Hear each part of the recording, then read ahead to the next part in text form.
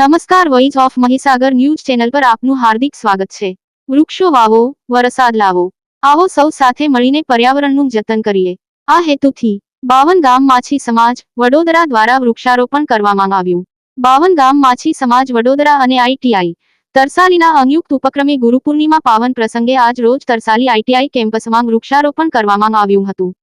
વૃક્ષારોપણ કાર્યક્રમમાં સંસ્થાના પ્રમુખ શ્રી રમેશભાઈ માછી, મંત્રી શ્રી શૈલેષભાઈ માછી, ખજાનચી ઘનશ્યામભાઈ માછી, સહમંત્રી શ્રી અમિતકુમાર માછી અને કારોબારી સભ્યશ્રી અને આઈટીઆઈ ઇન્સ્ટ્રક્ટર શ્રી મૌલિકકુમાર પટેલ વગેરે ઉપસ્થિત રહ્યા હતા।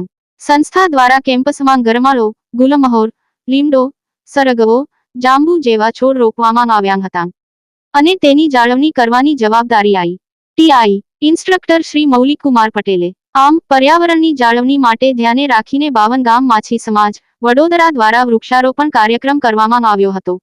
આમ માછી સમાજના ભાઈ બહેનો વૃક્ષારોપણ કરે અને જતન કરીએ આવા સંકલ્પ કર્યો। Bureau report, voice of Mahisagar news.